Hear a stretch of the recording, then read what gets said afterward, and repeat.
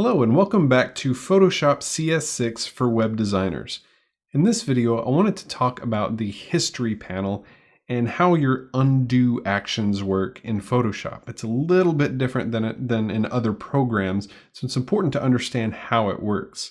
Let's start off simply by drawing a few shapes. So I'm going to choose the rectangle tool, and again we'll talk more about how to use these tools later, but for now I'm just going to grab the tool and I'm going to draw a few shapes. So we'll draw this shape, draw another one, and the only reason I'm doing this is so that we'll have a few things to undo. Then I'm going to switch to the move tool. I'm going to move these shapes around a little bit, and now we have a whole stack of actions that we can undo. Now in most software we can hit Command Z or Control Z on a PC to undo the last action, and that still works in Photoshop. However, if we hit Command Z again, it doesn't step back another step. Instead, it redos what you just undid. So if we hit Command Z over and over again, it's just undoing and then redoing our last action. Well, in Photoshop, if we want to keep stepping backwards in time and keep undoing like we would in a normal program by hitting Command Z over and over again, we can simply do that by holding on to Command, Option, and Z. And when we do that, you'll see it continues to move back in time. So again, that's Command Option Z, or if you're using a PC, Control Alt Z to step backwards in time. Now this all makes a little more sense if we open up our history panel. Now I've got my history panel available right here. If we want to see the whole thing, we can click on this double arrow in the upper left or in the upper right corner of that panel set, and it will expand those panels out so that we can see them a little bit better. And then I'm going to expand this down so that we can see a little more of it. Let's minimize these other panels so that we have more room to view. And there we go. So this is basically a list of our entire history. And if you don't have the history panel available here, you can go to the window menu and click on history and it will pop up. But this panel has an entire history of everything we've done, and we can actually go through our undo states simply by clicking on these different items here.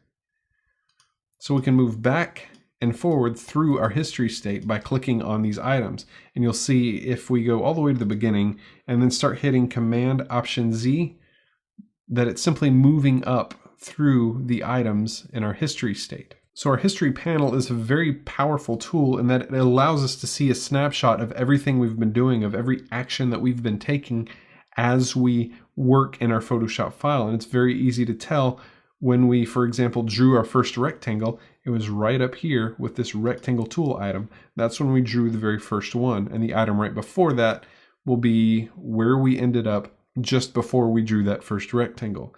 So it's very, very helpful. However, it's very important to understand that there are a very limited number of undo states here by default.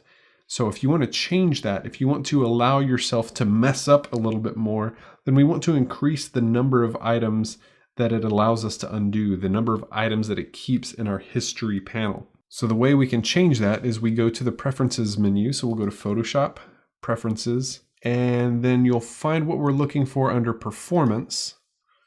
And in the top right corner, we have the History and Cache section, and we can see that we have 20 history states.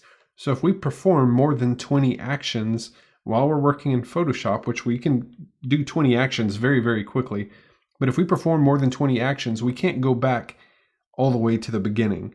So if we want to allow ourselves to mess up a little bit more, then we need to increase the number of history states here.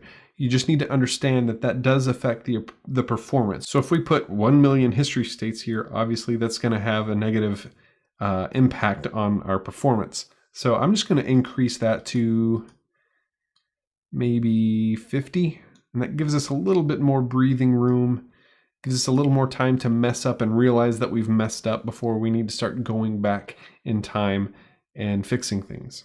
So we'll set that to 50, we'll click on OK, and let's go ahead and go back to before we created that first rectangle, and we'll just leave our file as is, as fredsphotos002.psd. So again, it's very important to understand how the history panel works in Photoshop and that you can't just keep hitting Command Z to keep undoing previous changes. Instead, you'll hit Command Option Z or Control Alt Z on a PC in order to keep stepping backwards through your history. So in the next video, we're going to talk a little bit about color and how color works in Photoshop. So again, thank you so much for watching, and I'll see you in the next video.